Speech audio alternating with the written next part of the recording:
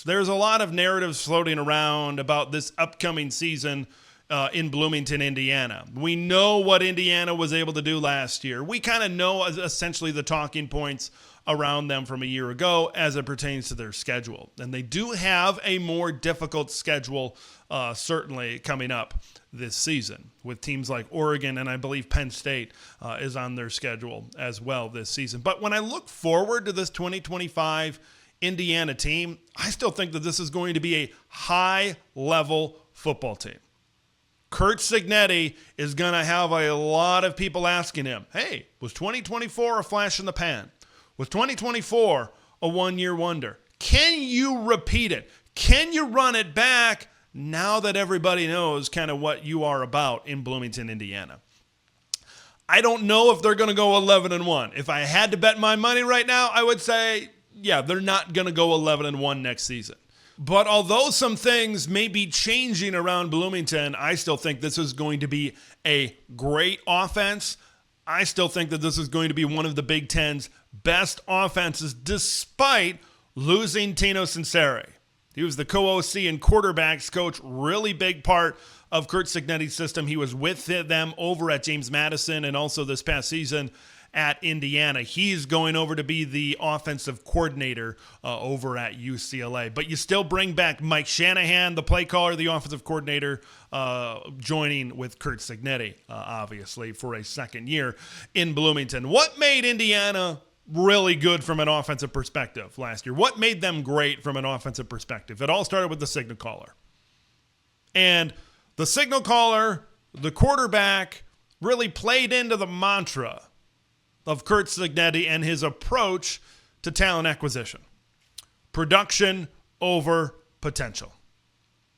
Curtis Rourke, coming out of the MAC, put up some big numbers. He was coming off of an injury, and I think his experience, his poise, his knowledge, his cerebralness, not sure if that's a word, but his IQ, I think, of the game of football really led to the offensive success of the machine that they became on offense last year in Bloomington. You look forward to this year.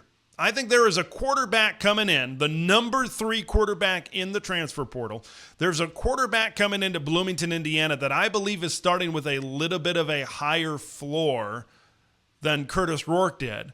And I believe Fernando Mendoza could even have a higher ceiling at quarterback than Curtis Rourke was. Now remember, Fernando Mendoza, 2 years played over at Cal. He was one of 9 Golden Bear quarterbacks to have a 3,000-yard season, which that's what he threw for last year. And then when I watched Fernando Mendoza on tape, and he's a calm, cool customer.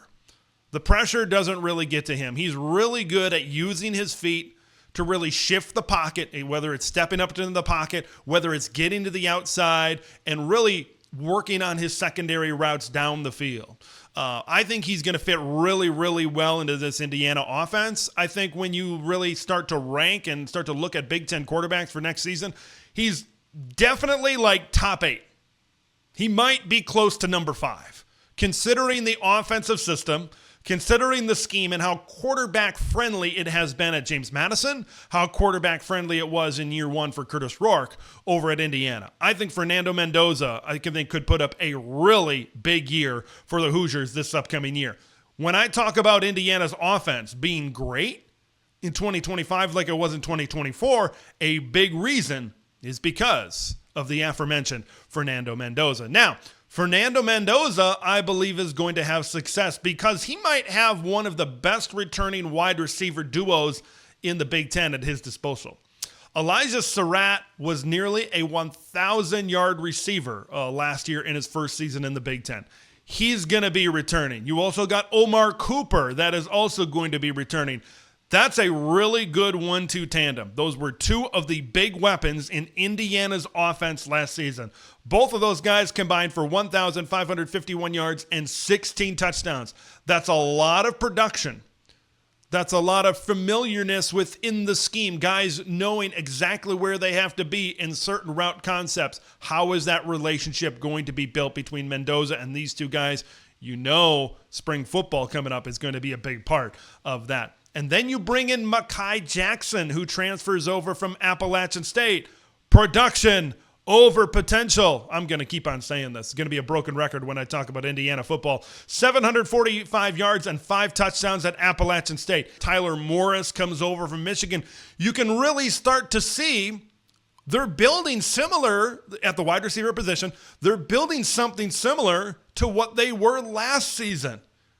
Miles Cross, Miles Price, Keyshawn Williams, a really deep wide receiver room. And I talked about this all season when I talked about the Hoosiers. It's just you don't know where to defend sometimes in certain situations.